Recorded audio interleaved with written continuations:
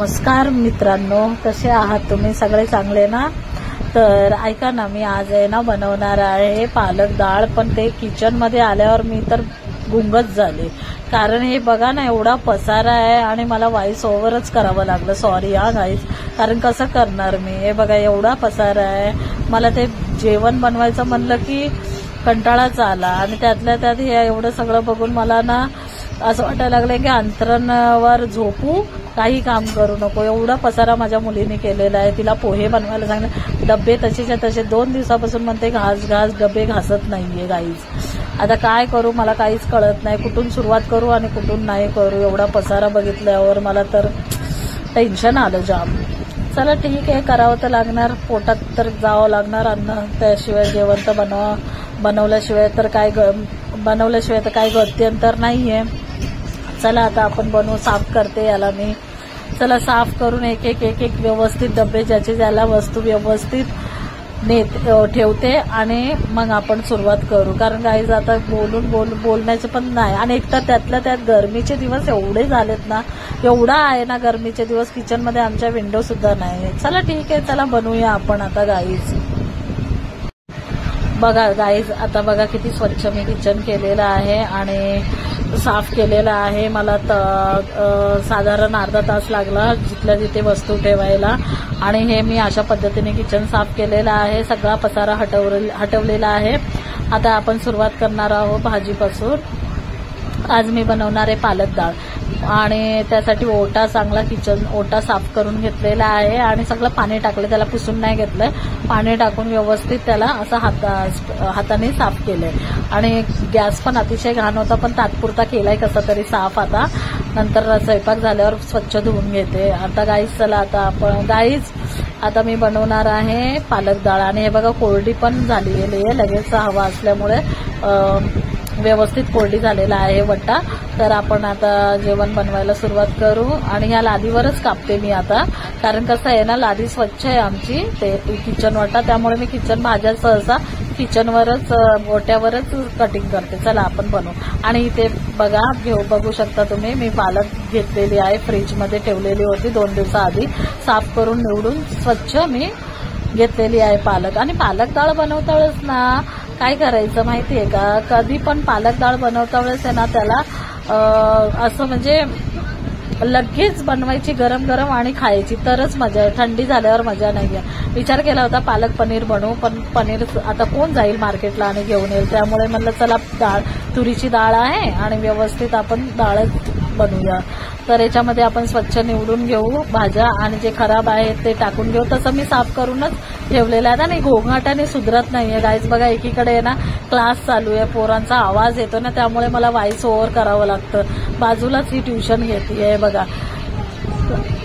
हे बघा क्लास चालू आहे मुलांचा, अस्मिता क्लास घेते आहे आणि ती आता क्लासमध्ये आवाज येतोय, त्यामुळे मग माझा आवाज आलेला ते कळणार नाही, त्यासाठी मी व्हॉइस ओव्हर करते. गाईज बघा नुसता गोंगाट चाललेला आहे आता आणि मुलं पण मस्ती करतायत. जाऊ द्या ठीक आहे, आपण बनवू तरी पण. गाईज आपण आता स्वच्छ पालक आता निवडून घेऊ आणि साफ करू. चला ठीक आहे, बनवूया आता. कापते याला मी. बघा गाईज अशा प्रकारे डाळ घेतलेली आहे, धुवून 2-3 पाण्याने डाळ घेतलेली आहे. डाळ स्वच्छ धुतलेली आहे आणि त्याच्याच बाजूला मी पालकही धुवून स्वच्छ साफ करून धुवून घेतलेली आहे, चिरून घेतलेली आहे बारीक बारीक. आणि होईल शक्यतो तेवढी बारीक करायची गाईज, कारण कसं आहे ना जाड पानं ठेवले आणि जाड कापलं ना तर ती मेल्ट होत नाही डाळीमध्ये, एवढं लक्षात घ्या ना. त्यामुळे आहे ना स्वच्छ धुवून घ्यायचे. आणि 2 टमाटर घेतलेले आहे. याच्या आधी पण मी डाळ पालक बनवलेली आहे, पण ती हिरव्या मिरच्याची बनवली आहे, लाल नाही बनवली आहे. त्यामुळे लाल मिरची पावडरची बनवली आहे. तर गाईज लाल मिरची पावडर मस्त होते. आणि गाईज बघा आपण असे स्वच्छ धुवून टाकलेली पालक आपण टाकायची डाळीमध्ये. स्वच्छ निवडून घेतली, बघा किती स्वच्छ निवडून घेतली आहे. 2-3 पाण्याने स्वच्छ धुतलेली आहे. जास्त पण धुवायची नाही आणि त्याला असं दाबायचं नाही, प्रेस नाही करायचे, नाही तर त्याचे जीवनसत्व सगळे निघून जातात. हलकीशी धुवायची. 2 टमाटर घेतलेले आहे आणि याला आता आपण थोडंसं पाणी टाकून कुकरला लावू. थोडंसं अगदी टाकायचं, कारण पालकला पाणी सुटलेलं असतं त्यामुळे. तर गाईज आता चला आपण कुकरमध्ये आता हे बघा एवढंसं पाणी इतपत होईल तेवढंच ठेवायचं थोडंच, कारण पाणी पालकला सुटलेलं असतं. तर चला कुकर लावून आपण 5 शिट्या करून घेऊ गाईज. चला. आणि हो बघा आता कुकरमध्ये आपण लावलेला आहे कुकर. गॅस पण दाखवते तुम्हाला चालू आहे. आणि कुकरमध्ये आपण शिजवता वेळेस एक लक्ष द्यायचं, थोडंसं तेल टाकायचं. मी दाखवायला विसरले तुम्हाला, पण तेल टाकायचं. आता चला 5 शिट्या करून घेऊया, 5 किंवा 6. चला 5-6 शिट्या करून घेऊ. एकीकडे आता मी भात करायला घेणार आहे आणि भात करण्यासाठी मी पाणी घेतलेलं आहे. थोडंसं पाण्यामध्ये तांदूळ भिजवणार आहे. थोडं शक्यतो मी 10 मिनिटं अगोदर तांदूळ भिजू घालते, कारण तो चांगला फुलतो आणि व्यवस्थित चव लागते. आज लगेच टाकायचं नाही.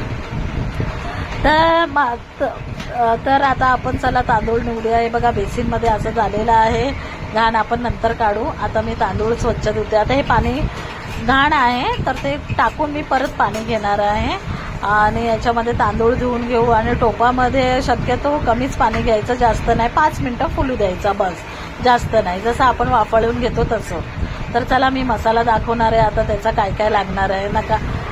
तर हे बघा कांदा, आपण एक मोठा आकाराचा कांदा कापून घेतलेला आहे आणि कोथिंबीर घेतलेली आहे बारीक चिरून, लसूण ठेचून घेतलेला आहे आणि कोथिंबीर आहे. तर कांदा बारीकच करायचा, जास्त अबोडधोबड नाही. आणि हे बघा सगळं साहित्य घेतलेलं आहे. तर चला या पकडच्या साहाय्याने ठेचून घेतला मी, असं हे बी नाही केलं, कुठून नाही घेतलंय. तर गाईज इथे आपले भात शिजतोय आणि इकडे आपली डाळ शिजत आलेली आहे. तर डाळ बघा 5 शिट्या झालेल्या आहेत. कुकरचं जरा थोडंसं आहे ना शिटी खराब झाली आहे, त्याला चेंज करायची. तो कुकरवाला बोलते शिटीच नाही आली म्हणून तेच वापरते. तर चला गाईज आपण आता बनवू. आता हा मसाला तर चांगल्या प्रकारे करून घेतलाय त्याचे. आता ह्यामध्ये आपण आता काही ऍड करायचं नाहीये, एवढंच आहे. आणि ऍड करायचे कोरडे मसाले आहेत, ते कोरडे मसाले मी सांगते. पण फोडणीकरिता एवढंच घ्यायचं आहे गाईज, फोडणीकरिता जास्त काही नाही. त्यामुळे सोपी आणि एकदम साधी पद्धत आहे. तर चला कुकर आपलं काढूया. हे बघा कुकरमध्ये आता डाळ मस्त शिजलेली आहे, पाहू शकता तुम्ही. आता त्या कुकरमध्ये आपण आता छान मस्तपैकी हळद टाकू डाळीमध्ये, लागेल तेवढी पुरेशी, आणि थोडं मीठ टाकू. आणि ह्याला आता आपण मेल्ट करून घेऊ. आपण आता याच्या चक्रीच्या साह्याने मेल्ट करून घेऊ. आणि छानपैकी असं घट्ट झाली म्हणजे हे कसं होतं ठीक राहते, त्यामुळे थोडंसं आपण आधी करून घ्यायचं याला. तर टमाटर सगळे दाबून घेतले, आता याला करून घेऊ, घाटून घेऊ आपण. तर आपण घाटून घेतल्याच्यानंतर याच्यामध्ये बघू शकता मी किती पाणी टाकलेलं आहे आणि किती नाही गाईज. तर त्यासाठी आपल्याला पहिले हे घाटून घ्यावे लागणार. तर हळद आणि मीठ टाकलेलं आहे. चला आपण आता घाटून घेऊ.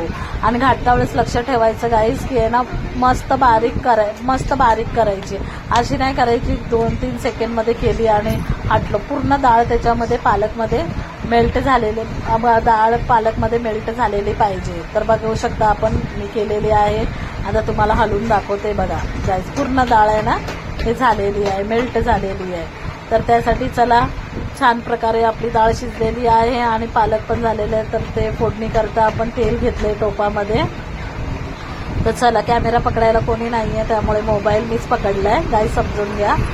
तर तेलामध्ये अगदी थोड्या तेलामध्ये मी मोहरी टाकली आहे, राई, आणि त्यानंतर जिरा टाकलेला आहे गाईज. आणि त्यानंतर आपण टाकणार आहोत, हे झाल्यावर तडतडू झाल्याच्या नंतर आपण कांदा टाकणार आहे. तर लसूण टाकणार आहे.